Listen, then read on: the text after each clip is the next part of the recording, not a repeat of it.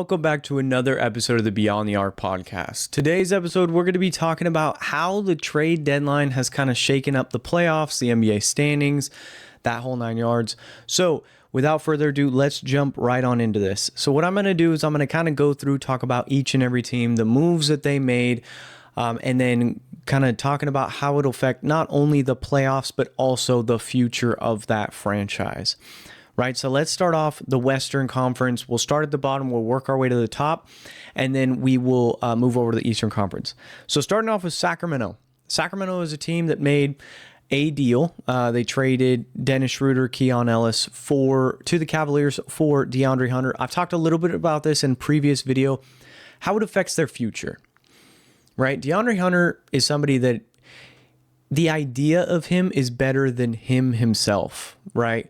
The idea of this 3-and-D athletic wing, kind of the perfect fit for a championship contention team, but Sacramento is far from that. They got a lot of money tied up in DeMar DeRozan, Zach LaVine. We were hoping that they'd get those guys moved. Sabonis didn't get that deal moved either. I'm all right with them keeping Sabonis, right? Because then next year they have Hunter, they have Sabonis. Hopefully they get one of the top 3 guys in the draft, being Peterson, DeBonsa, or Boozer. I think this last, a little bit ago, Peterson actually played against DeBonsa. Kansas played against BYU. And Peterson really showed why he deserves the number 1 pick. I mean, all season I've been saying, that's my guy. That's that number 1 pick, I think. I believe that he's the generational talent coming out of this draft class, right? Now, with that being said, generational talent can only be generational in certain situations. So hopefully Sacramento goes out, they get their Darren Peterson or their AJ, whichever one they end up getting, and then they can kind of move forward with a core of DeBonsa / Peterson. Then you have LaVine, DeRozan, Sabonis, DeAndre Hunter, and then hopefully you can get these deals if you can't get them done in the summer. I mean, that's been the whole thing with the Sacramento Kings. It's just get deals done. Like, I'm okay with the idea of them taking a loss, right? You wanted to shed off Dennis Schroeder. Yes, you brought in more money with DeAndre Hunter. I do think it's a loss for them on the trade, but I understand why they did the trade in the first place. Dennis Schroeder is also a winning basketball player, needs to be playing winning basketball. He can't do that on the Sacramento Kings when they're the worst team in the NBA. But yeah, they could potentially flip this around. The issue is the assets. They don't have a lot of attractive pieces. Right? Zach LaVine would be an attractive piece for a competitive team if he wasn't making $50 million. Right? DeMar DeRozan would be an attractive piece if the asking price and him making, he makes a decent amount of money to trade for him. So, and then lastly, Sabonis just overvalued. I understand when you're the small fish, you have to either, like when you're in a small fish market, you have to do one of 2 things. You either have to sign free agents by overpaying them, or you have to overtrade for guys or buy low on superstars. There are 3 options, I guess. Right? We look at the new blueprint that the Wizards and the Jazz kind of put forth was you trade away assets, right? You got back first-round picks from other teams. Then you used those first-round picks, not your own, those, attach that to role players or salary, expiring contracts or whatever to go buy low on stars, as in Anthony Davis or Jaren Jackson Jr., right? Both of them, the Utah Jazz and the Wizards, didn't really give up their own assets, right? Same thing with Trae Young. When the Wizards got Trae Young, they did the same exact thing. I was hoping the Sacramento Kings would jump on that opportunity and say, hey, let's just sell Sabonis and get what we can get out of him. And then, then we can just focus on obtaining assets to then in the future be a part of that where we buy a superstar low and then moving on with the races the following season. I think the Grizzlies are kind of pairing up with that, and I'll get to them in here in a second. But Sacramento, how their future shaped up after the trade deadline, it's still, as long as that owner is a part of this organization, I think it's terrible. I don't think their future's bright at all. They had one good year. That one good year got them nothing. And they didn't build off that year either.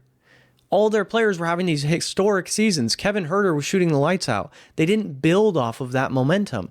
They just ran it back and boom, bounced. And then De'Aaron Fox asking for a trade. Kevin Huerter's out the door, whole 9 yards. Next up, the Pelicans. The Pelicans are a team, I kind of expected them to make a couple more moves. I think that this trade deadline kind of showcased that the value wasn't really there as much. So maybe that's why they held on to guys like Trey Murphy or Herb Jones. They did end up making a move to, ship off of Jose Alvarado, but I mean, that was just, Jose Alvarado is not a pin needle mover when you're the Pelicans. You need to acquire those first round picks. You need to acquire, like I was just saying with the Sacramento Kings, you need to sell high on your players and then gain a bunch of assets. But the Pelicans are just like the Kings, where they're kind of one of those dead teams that just aren't winning games. So hopefully they could do something. Utah's future is bright. I mean, it's clear as day. They created this new blueprint, kind of like I said. They didn't really give up a whole lot of their assets. They are going to lose more games and continue to lose and hopefully be in that top 8. So that way their pick stays with them and Oklahoma City doesn't, I believe it's Oklahoma City. Their pick doesn't get sent away.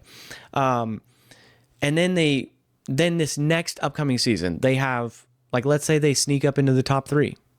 You have Ace Bailey on the roster.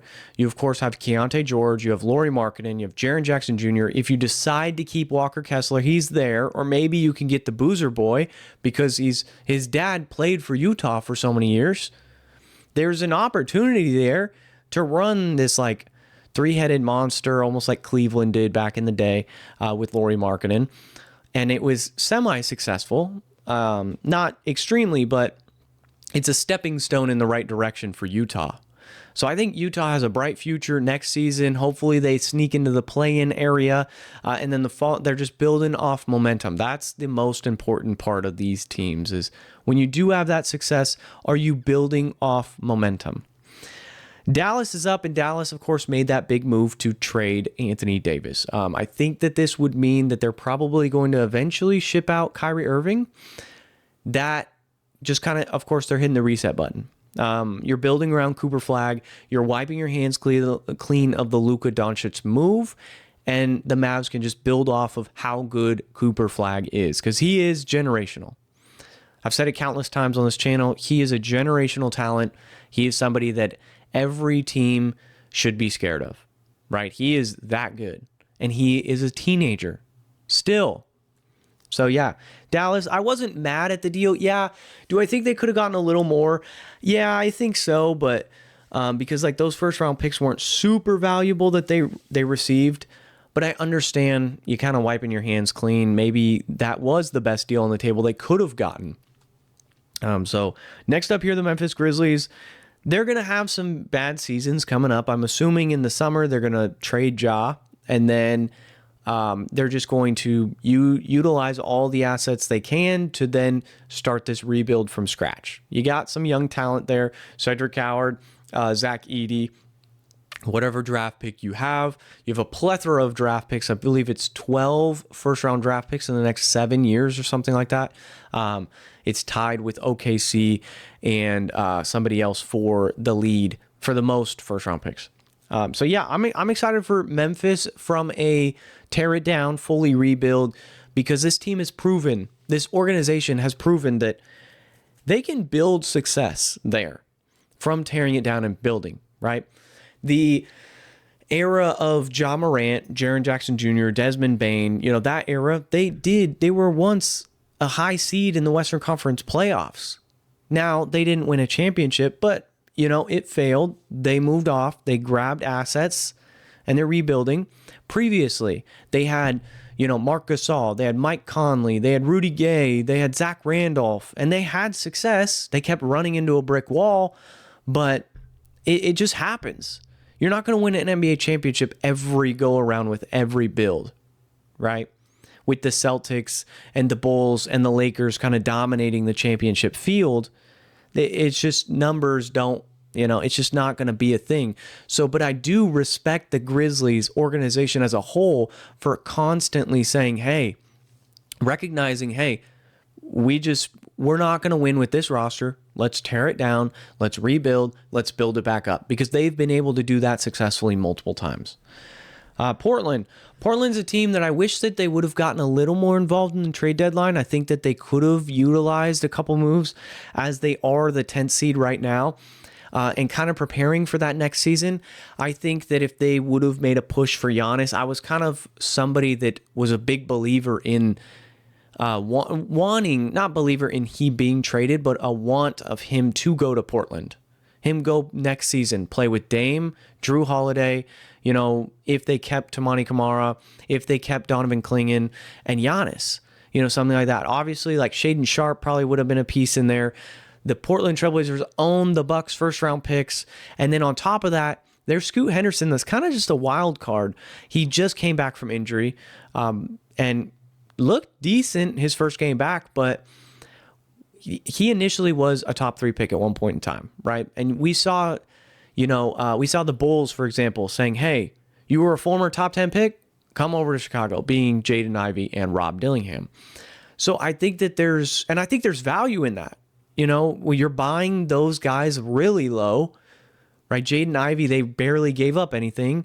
And then Rob Dillingham, they barely gave up. They gave up Io, but still, I think that there was value in it, because I wanted Rob Dillingham to go to Sacramento. I had said that a lot, but I also think Chicago, if they can figure out this guard situation, that's the thing. There's so many guards over there, there's going to be an issue with playtime.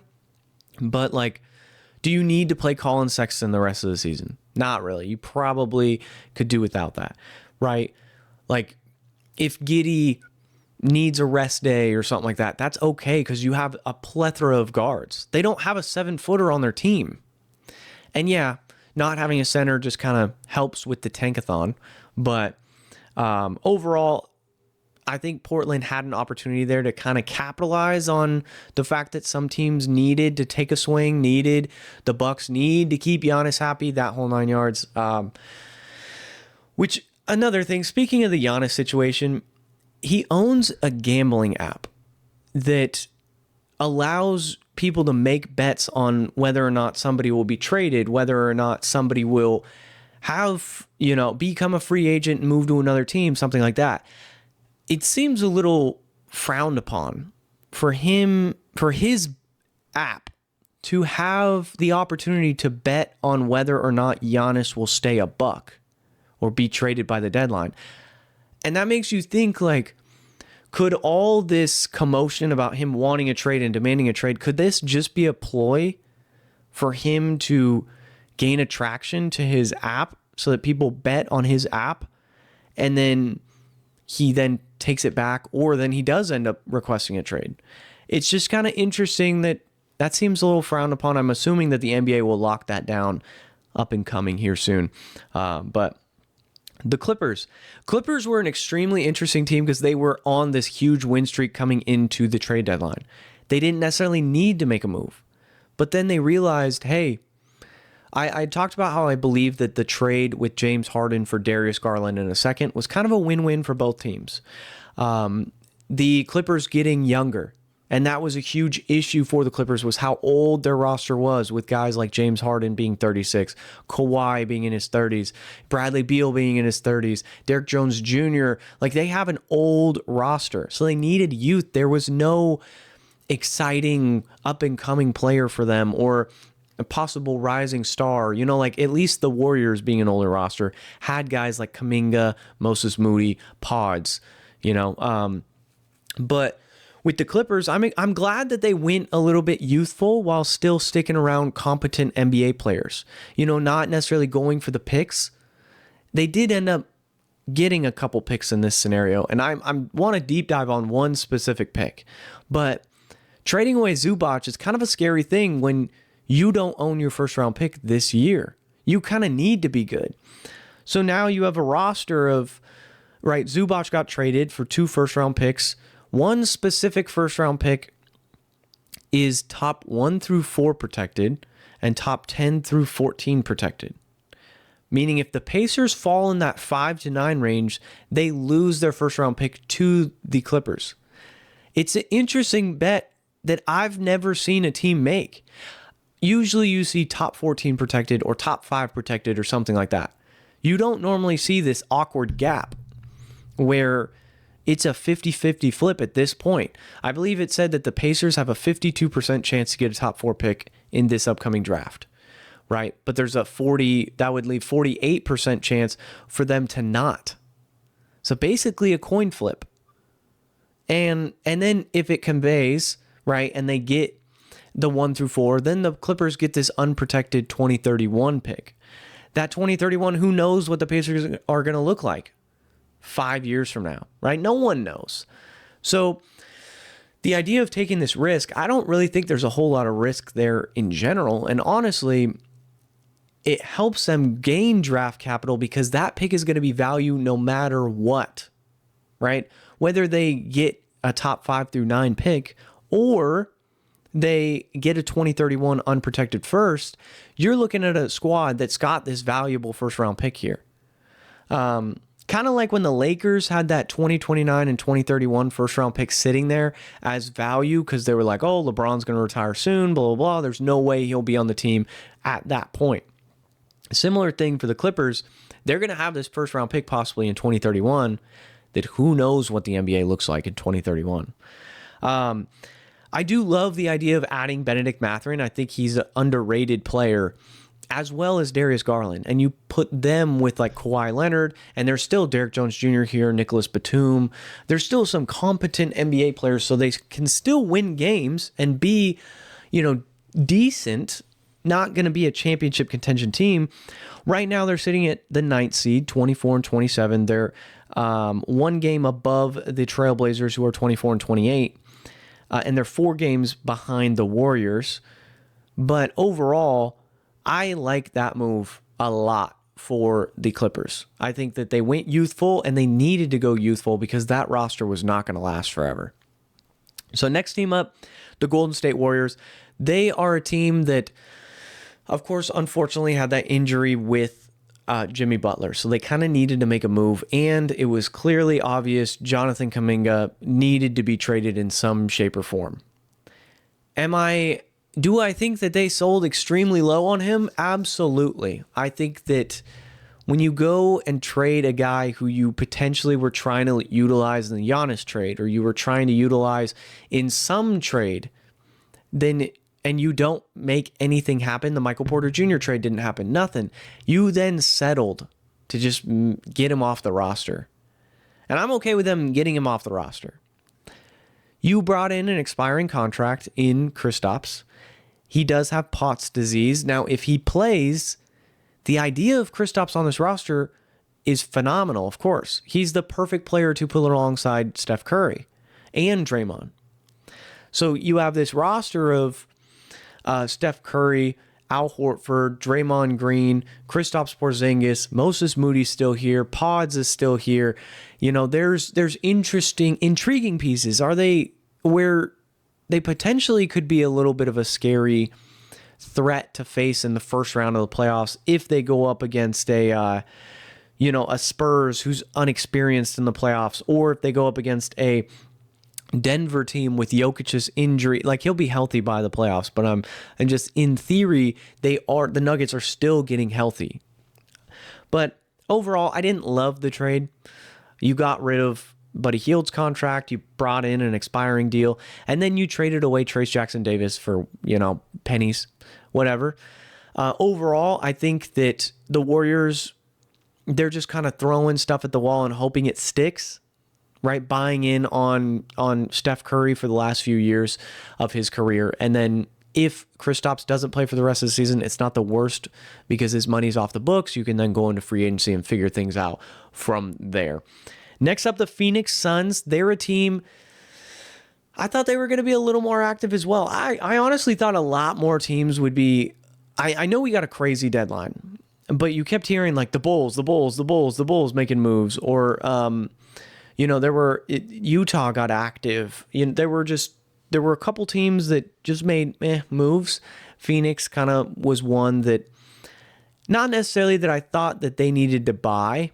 They did trade away Nick Richards because they had a plethora of centers right there. But they were a team that I'm kind of confused as to what their identity is. As far as like the offense is playing actually very well. Colin Gillespie, Dylan Brooks, Devin Booker, and Devin Booker's been out last few games. But I didn't know if they were going to try and maybe sell high on those guys of not Devin Booker, of course. He's a Phoenix Sun for life, we assume. But Dylan Brooks.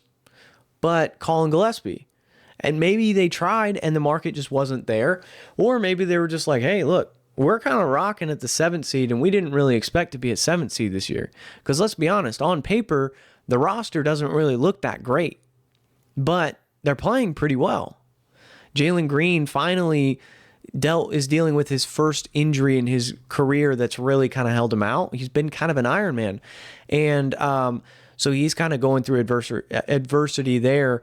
It's interesting to see how he'll kind of fit into this good offense that we've seen from Phoenix thus far. But I'm not mad at them for not making a trade at all.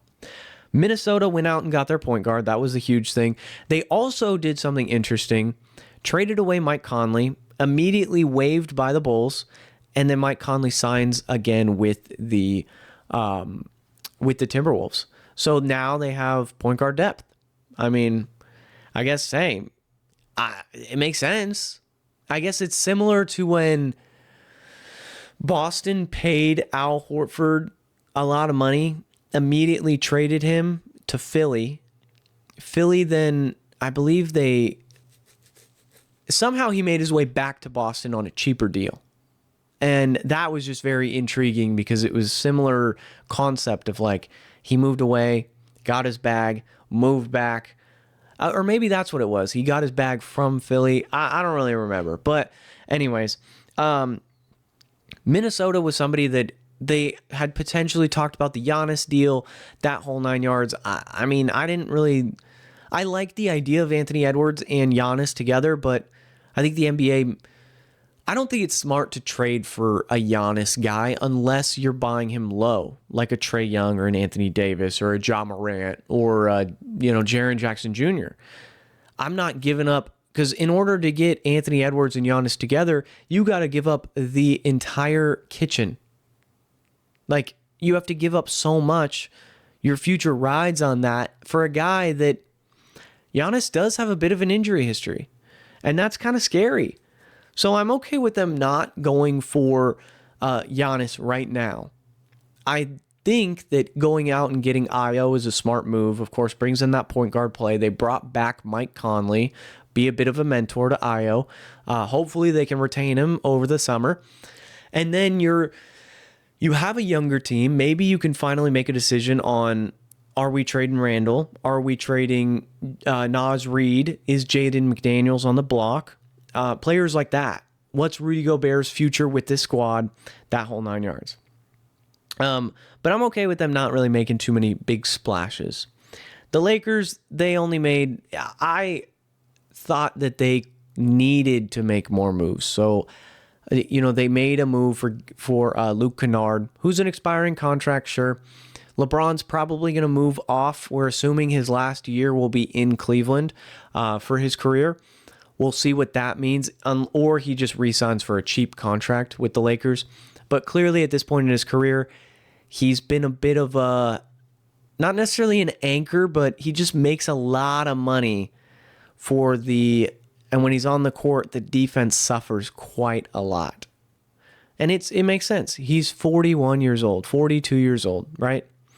Of course he's going to slow down a bit. Of course he's not going to have the same athletic ability. Do I think that he's still great in the league? Absolutely. Is he a top 5 player? No, not anymore. It's just the guys like Shea, Giannis, Jokic, etc. have surpassed him via just age. So yeah, LeBron's somebody that, or the Lakers in general, are somebody I thought that they could have done. Maybe, thrown Dalton Connect's name out there, seeing what that could have attached him to, like a Rui Hachimura or a Jared Vanderbilt, and seeing what could have caught. And like I said, maybe they did and nothing caught. So that's all you can really go about. But this team with Austin Reeves, LeBron, and Luka as their core, not a championship contending team. Houston, a lot of people were upset about Houston not making moves. I'm kind of okay with them not making a move. I think that this roster is still fresh together.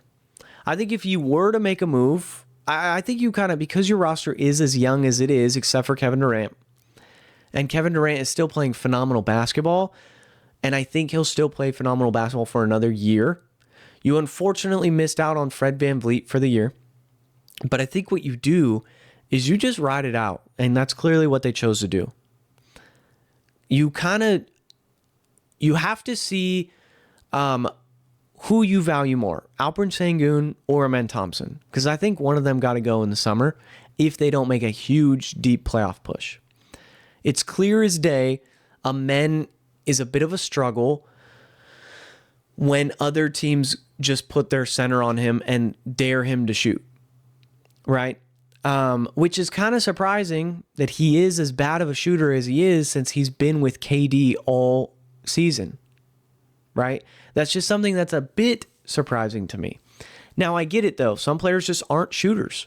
It's okay. Draymond Green, not a great shooter.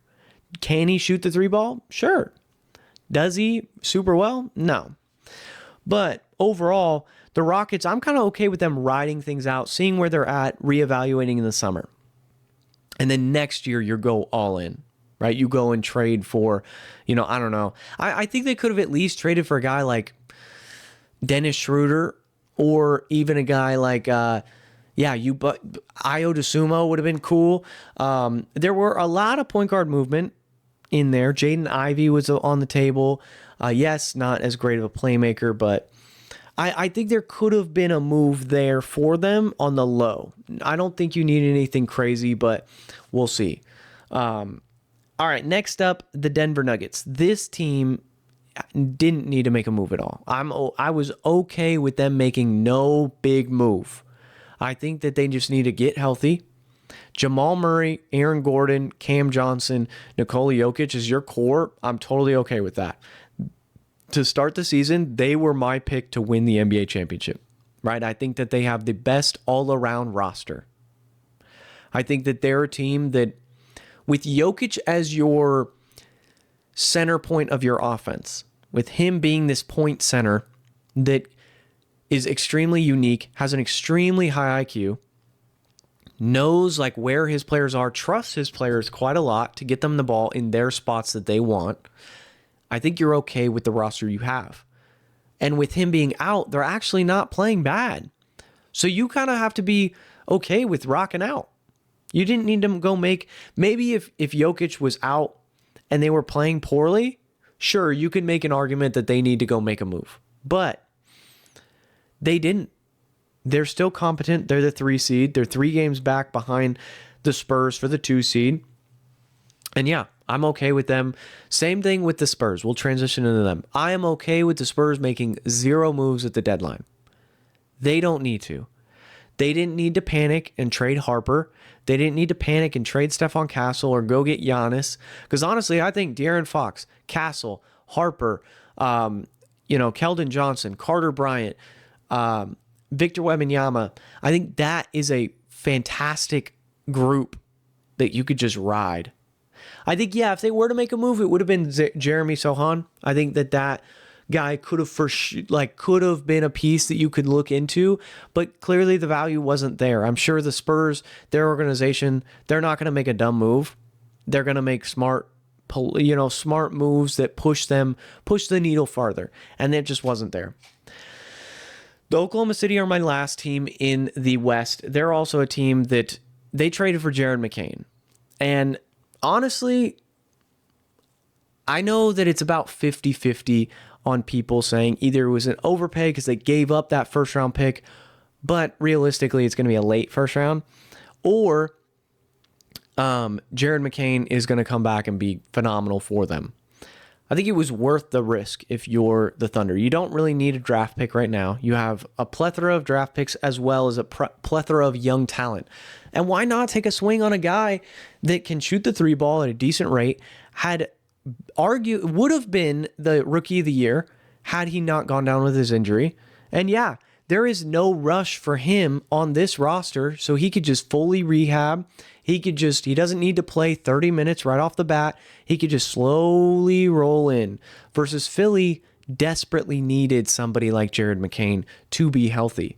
With Paul George getting suspended and that whole 9 yards, it made sense for them to trade Jared McCain, and they get that first round pick, which who knows what that means exactly for Philly.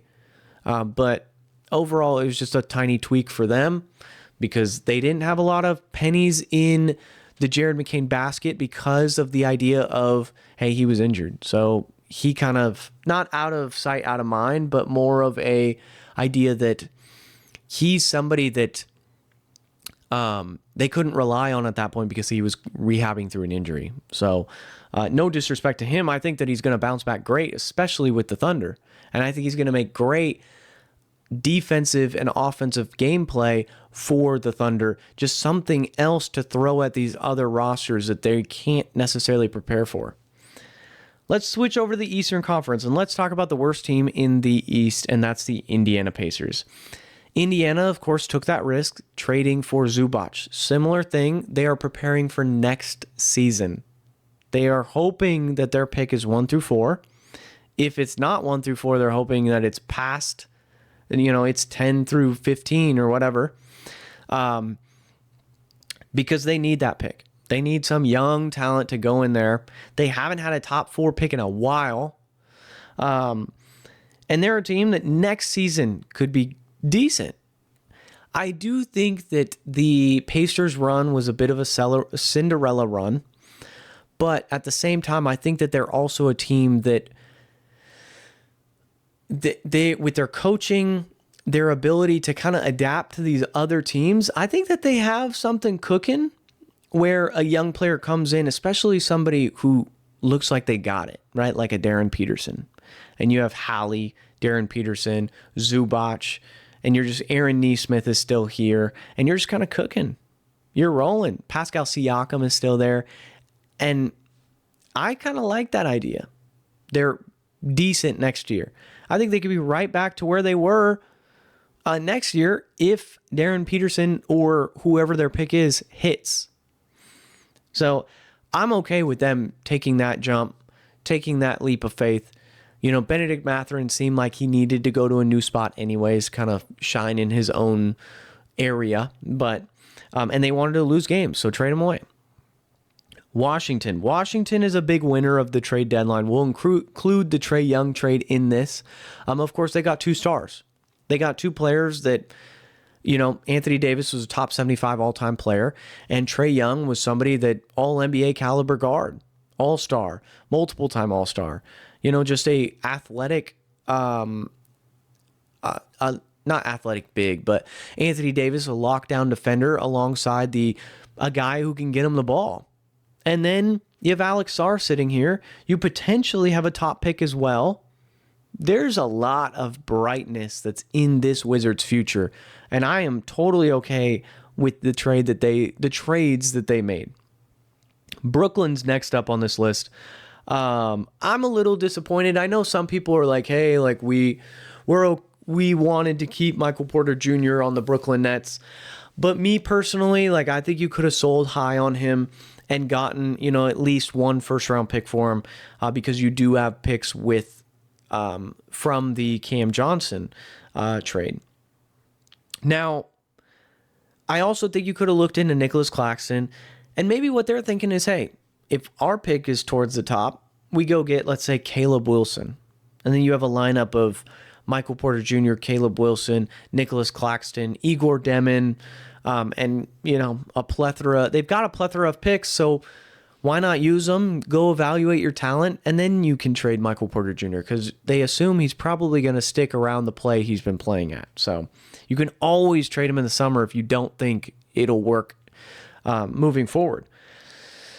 Milwaukee. I'm very disappointed in Milwaukee. They decided to not trade Giannis, which, for me, you guys have heard it on this channel. I'm very frustrated with the Giannis situation. I think that the Bucks should just end up trading him. I think that they shouldn't just keep this whole back and forth. Trade me, not trade me. Trade me, not trade me. Trade me, I want to be in Milwaukee for life. Then a week later, trade me. I hate it. I can't stand it. And if I was in that organization, I'd want him gone. Because, yes, is he a great player? Absolutely. But I think that we need, like, more Devin Bookers of the world, where Devin Booker's like, hey, yo, I'm a Phoenix for life. I'm sticking around. Giannis, next week, he's probably going to be like, oh, I made the wrong decision. You should have traded me. I can't stand that. And clearly they couldn't get that Ja Morant deal done because they were in talks with Memphis about Ja. I didn't really think that was going to have any traction either because they just don't really have anything valuable. I mean, what's your valuable piece there? I didn't really... Kyle Kuzma, Bobby Portis, like no one wants that. Next up, Chicago Bulls. Chicago is so interesting because they traded for so many guards. Now, yeah, you could potentially waive Colin Sexton and Anthony Simons an expiring deal. But still, does this mean that they might potentially be looking at like a Josh Giddey move in the summer because you have Rob Dillingham and Jaden Ivey still here? I don't really know what similar to earlier, I was talking about the direction of I can't even remember.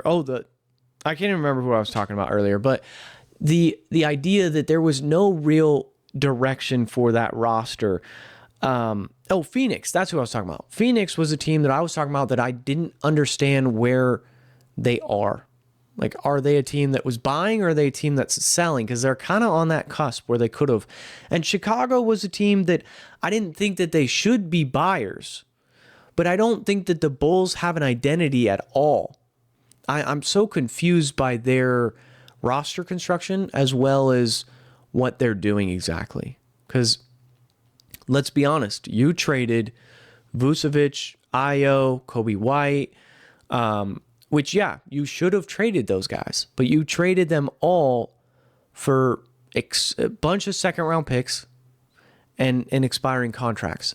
Or young Jaden Ivies and Rob Dillinghams of the world.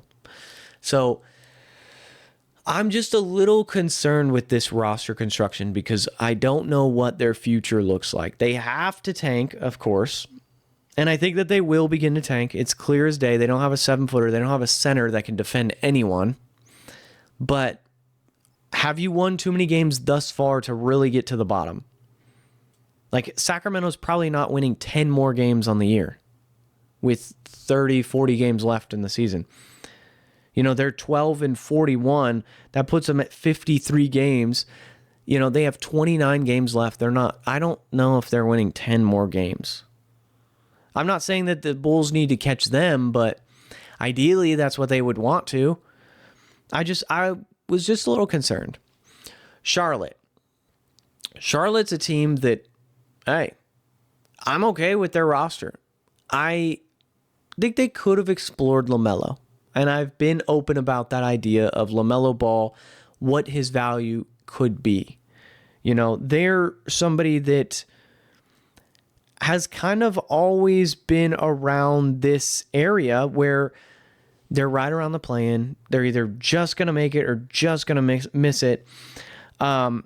They did trade for Kobe White, and I do really like that with the Hornets because now you're running a lineup of like Kobe White. He could be your sixth man, or he could be putting right next to LaMelo. So you have a Kobe White LaMelo with like, I guess you don't really do that, but Kobe White will end up being your sixth man, and I'm okay with that. And then if LaMelo goes out, you have Kobe White who can start. That is ideal because, Kobe White plays games. LaMelo, we know his injury history. We know at any point in time he could tweak an ankle, and then he's out for another few weeks. So I'm okay with the Hornets' moves and everything they've made. I think they have a bright future for sure. Con Knippel has proven me wrong. I did not think he was going to start his career like he has. I'll be completely honest. I whiffed on Con Knippel. He had screamed Luke Kennard-esque, JJ Redick-esque, Kyle Korver-esque, where he was just not going to be as threatening as he's been. And I mean that in like the sincerest compliment possible about Konkanippel. He has proven me completely wrong, and I respect the hell out of the guy for doing so. Not saying I'm some expert draft analysis or anything like that, but I just thought that he was a certain kind of mold, but he's clearly proven that wrong, and I'm excited about his future now. So much so that I'm trying to invest in his sports cards because I think he's got a bright future. Potential future all-star or sixth man of the year potential at his super peak. But I think that he's got a lot in the tank, and I think he could be a great Charlotte Hornet. Atlanta's a team that made the move for Jonathan Kuminga. I think that it was a move that I was okay with because you're buying a guy extremely low. A guy who at one point in time, we understand he can score the basketball. At one point in time was averaging 25 a game. That was for a small stretch, sure. But also, I don't think there's any, like, all you did was trade away Kristaps. So it's like, it doesn't hurt you to, trade for, you didn't give up any picks. You didn't give up any first round picks at that. So like, I'm okay with them trading for Jonathan Kuminga, and I like this deal for the Hawks because you can really evaluate what Jonathan Kuminga is. Does he on paper not? He doesn't really fit what your mold is with a lot of guys wanting to get to the basket, but I don't necessarily know if Zachary Ricochet is the future of the Hawks because he's not really performing well. Jalen Johnson clearly is. So the real deal is, does Jonathan Kuminga fit alongside Jalen Johnson? On paper, it's a little tough, but we've seen in the past players like I understand that they're not comparable to Jonathan Kuminga and Jalen Johnson exactly, but like Marc Gasol and Zebo at one point in time, both more back to the basket kind of guys. And then, of course, Mark adapted and started stretching the floor and all that so they could play really well together. We've had the Andrew Bynums and Pau Gasols of the world work well together as well, right? I mean, Kawhi, Pascal Siakam, that worked extremely well. There's a lot on this. There's a lot to say about potential with the Hawks, right? That's what I like about their future is there's a lot of potential here. Nickeil Alexander-Walker's relatively young. Jalen Johnson is young, right? So those two are probably your cornerstone pieces as of right now. Everyone else could potentially be expendable. And then you're kind of just feeling out where everyone else fits. Do they fit on the roster? If not, you move off of them. Miami got to be the most disappointing team in the entire trade deadline for me. They're a team that I expected to make a decent amount of moves, right? I guess they had offered either Jaime Jaquez and Kel'el Ware. Jaime Jaquez or Kel'el Ware. Terry Rozier was included and a first-round pick to the Memphis Grizzlies for Ja Morant, and they said no. I think that they looked for Tyler Hero trades and couldn't find one. I think overall, like, they should have made some sort of move. I would have liked to have seen Ja, Tyler Hero, Norman Powell, Bam Adebayo, and just kind of see what that roster does for you. Because the Heat, they're not a tanking team. They're also, they didn't make any moves to push the needle. Of course, they probably wanted to get into the Giannis sweepstakes, but realistically, he wasn't going to get traded. We all knew it. So I'm a little disappointed in Miami. Their trade deadline should have been a whole lot more active than it was. Orlando's a team that just needs to get healthy. They need to really evaluate whether or not Paolo and Franz are the future and can fit together. And if not, you need to evaluate which one is going to have to go. They didn't, make any crazy moves, so I'm not really going to speak on them. But they're okay. Where they're at, I think they're okay. You invested a lot into Desmond Bane, so it wasn't worth investing more into the roster, especially while they're not healthy. Philly, of course, traded Jared McCain. That was a bit of a left field move at first when I first saw it, but I was like, I understand it. Maybe they didn't believe that Jared McCain could get back to the Jared McCain that was last season. So they were like, hey, we got a first round pick for him. Shoot, let's take a first round pick for him. Especially with Paul George's 25 game suspension, we don't really know what this roster is going to be until the very, very end of the season. They're a team that could be scary to face in the first round, though, because if Paul George comes back healthy, the team was kind of clicking on a lot of cylinders before, and then, of course, then he got suspended. Toronto picked up a backup center in Trace Jackson Davis. Of course, he's a bit undersized, but depth is depth at the end of the day. Jakob Poeltl starting to get healthier, hopefully. And then this team at one point was the 4th seed. Now they're the 5th seed. They're tied. Well, they're 1 game back behind the Cavs. But yeah, they're not in a bad spot. I think a lot of people expected them to be like an 8th seed this year. So for them to be the 5th, fighting for that 4th seed, that's a win in their book. Cleveland, they of course traded DeAndre Hunter, got Keon Ellis and Dennis Schroeder, which Dennis Schroeder did not have a bad game his first game in Cleveland. Keon Ellis is going to do what Keon Ellis was supposed to do. You got off of DeAndre Hunter's money, as well as you traded for a win-now player in James Harden. James Harden, they do lack a bit of defense, but I think that's okay because you went and got 2 decent defenders in Dennis Schroeder and Keon Ellis. So I'm okay with the idea of, hey, James Harden and Donovan Mitchell, not going to be the greatest defenders on the world together, but if we need to, we can play one majority of time with the bench unit and then put in a Dennis Schroeder or Keon Ellis that can survive the defense and help the defense out for the Cavs. I really like that move. You know, when you look at, of course, just James Harden and Donovan Mitchell, you're going to be like, oh, that's a bit of a defensive liability. But then when you add in the fact that they have 2 other defenders behind them in Dennis Schroeder and Keon Ellis, I'm on board with that idea and that concept. Now, the Kings were crazy to think that they ever could have gotten a first for Keon Ellis, right? They should have sold him at his highest point if there ever was a first on the table. They held him and ended up having to attach him to Dennis Schroeder to get DeAndre Hunter. But yeah, the Cavs, excited for. I want to see what kind of move this pushes the Cavs to be, as well as if it's not successful, what do they look like in the offseason? Do they say, hey, it's time to move off of Jared Allen? Or do they get in the Giannis sweepstakes and they say, hey, Evan Mobley is available? The Knicks are next up. The Knicks made a couple okay moves. Traded away Gershon Yabusele basically for Jose Alvarado. And I actually am okay with that move. I think they could have used... I wish they would have gotten a little bit more size, but Jose Alvarado plays a lot bigger than he is. He also can knock down the three-point ball pretty well. And his nickname, you know, being GTA, and then he chose the number 5, is going to be sick. He's going to light up New York. He screams, of course, he's from Brooklyn, but he screams Knicks basketball. The hustle, the grit, the grind. Perfect New York guy. I do like him in New York. Boston next up. Boston went and got their center.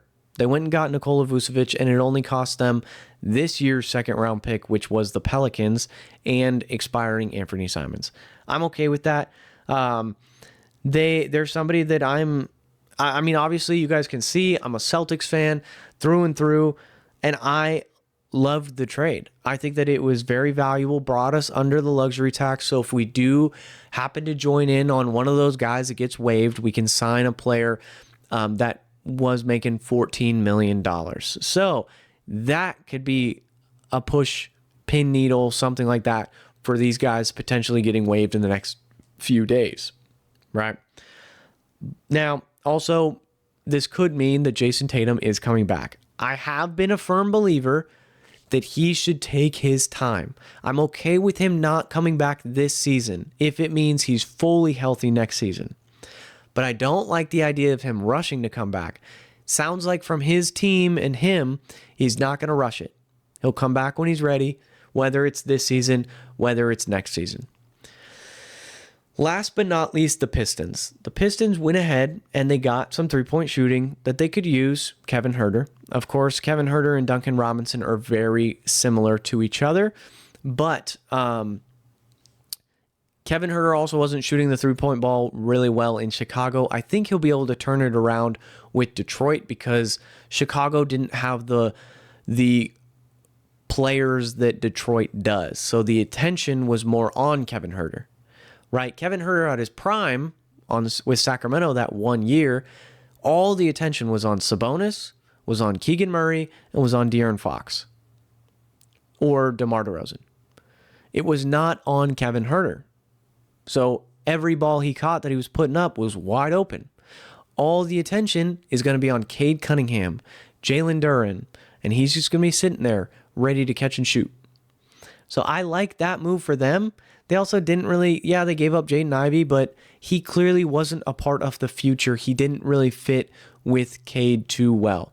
So we'll see how their roster kind of pans out going forward. I wish that they would have made a bit of a more of a pin needle move, being that there were some wings on the market. I mean, clearly DeAndre Hunter was on the market, but DeAndre Hunter, Michael Porter Jr., a Trey Murphy, a Herb Jones, somebody of that caliber. I wish that they would have kind of gone that route, but I'm okay with them being like, hey, this upcoming offseason, there's going to be some names available. Also, of course, we want to just see what we have here. Is it just a little tweak that we need?